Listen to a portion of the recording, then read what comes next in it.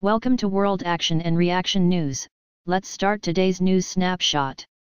Before starting this news session, my request to you all, please press subscribe button and press bell icon for regular updates on new video upload, if you are new to this channel, and also press like button if you find this video useful to you. Let's start. Pakistan is one of the main destinations for China's arms exports while the country is rising in the arms trade, defense experts said.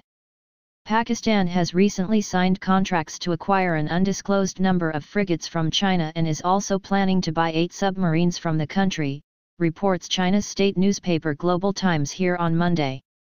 This doesn't come as a surprise, given China's growing capabilities in research and development, R&D, as well as the production of advanced weapons, the Daily added, quoting Li Ji, a naval military expert. China has become a huge player in the global arms industry over the recent years, and exports have been shifting from low-end weapons to increasingly advanced ones, though the country applies strict rules to arms exports. Chinese arms sales have been surging in the past 5 years, according to an article published in U.S. magazine, The National Interest on September 27. During the period, the country's exports accounted for 6.2% of the global weapons trade, an increase of 74% compared to 2007-11, the article noted. The Strategic Technical Command Center of the Unmanned Aerial Vehicles, UAVs, operated by the NTRO and the CRPF, has been shifted to the Naxal hotbed of Bastar in Chhattisgarh in order to provide security forces and enhanced aerial surveillance to conduct anti-Maoist operations. The center, with about 3 dozen flying assets of various categories, has been recently moved lock, stock and barrel from the steel city of Bhila in Durg district of the state to Jagdalpur in South Bastar, in vicinity of the worst Naxal violence-affected districts like Sukma and Dantewada. The UAV base has recently been shifted and activated in the heart of the Bastar region of Chhattisgarh. The idea to shift the Technical Command Center is to provide quick and long-haul aerial reconnaissance to the anti-Naxal operations forces on ground like the CRPF, Cobra, and the State Police, a senior security official involved in the operation told PTI. Defense Minister Nirmala Sitharaman today reviewed the operational readiness of the strategically important airbase at Tezpur with senior Army and Air Force officials. The maiden visit of the minister to the Eastern Command is part of her familiarization with the formations of the Army and the Air Force. It also comes close on the heels of her visit to Northern Command and to Sikkim yesterday, an official release said. Sitharaman reviewed the operational preparedness of the Sukhoi fighter aircraft and other Indian Air Force IAF assets, an official release said. She reiterated the government's resolve to give further impetus to development in the border areas. From a humble beginning at a church in Thumba, Indian Space Research Organisation, ISRO, has matured to become a major player in the field of space, launching a record 104 satellites at one go from the Satish Dhawan Space Center in Sriharikota this year, thanks to denial of critical technologies including the one for making cryogenic engines. Denial of imported technology in the 1990s proved to be blessing in disguise for ISRO scientists to develop the one on their own for the launch of next-generation geosynchronous satellite launch vehicle, GSLV Mkeen, V. Kumbhakarnan, project director at the second vehicle assembly facility at SDSC said ahead of the launch during the World Space Week celebrations at QIS Institute of Engineering and Technology here on Sunday. Similarly, denial of Global Position System, GPS, technology had helped the country develop its own Indian Regional Navigation Satellite System, IRNS, also known as NAVIC, added Mr. Kumbhakarnan, who was part of the team that developed and tested indigenous cryogenic upper stage.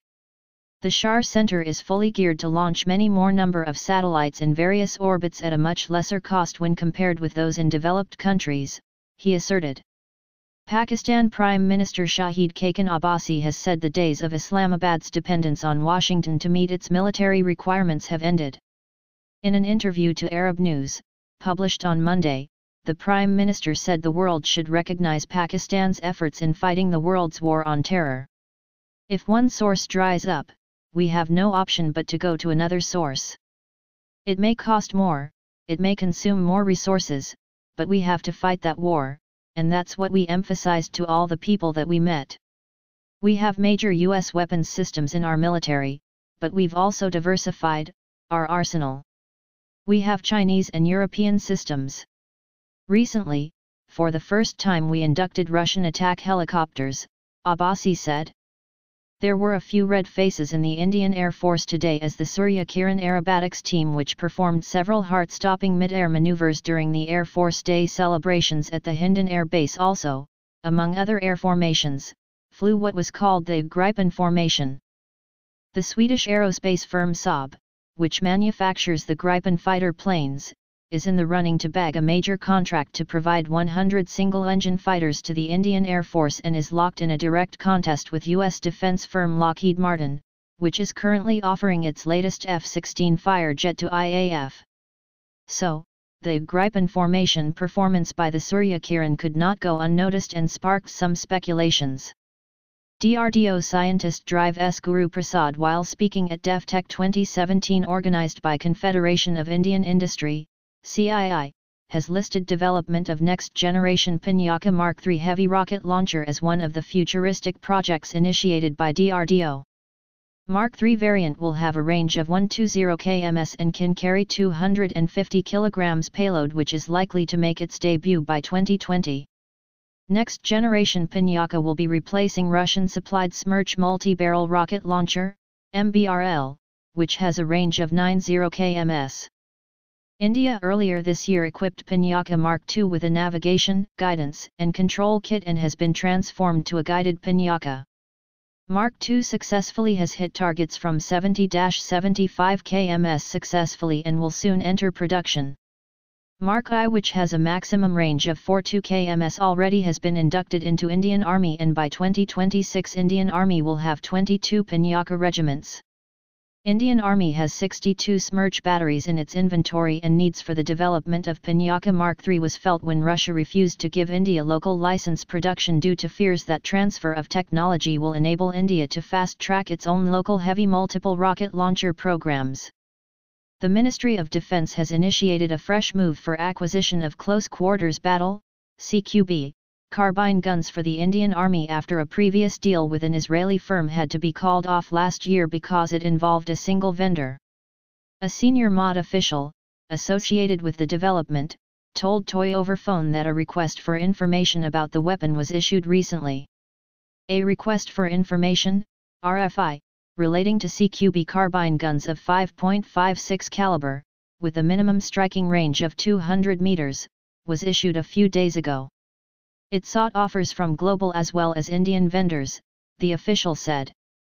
The Indian Army is currently using submachine guns of 9mm caliber that, experts point out, have not been effective in striking targets beyond a range of just 50 meters. With vertical climbs, loops, turns, and more, indigenous light combat aircraft Tejas on Sunday left spectators spellbound as it flew over the Hindon Air Base at a function to mark the 85th Air Force Day.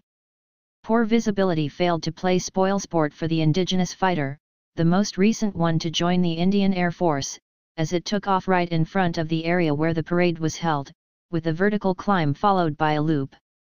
The fighter jet was being flown by Group Captain Madhav Rangashari, an ace pilot of the IAF who has been involved with the LCA since its test flights.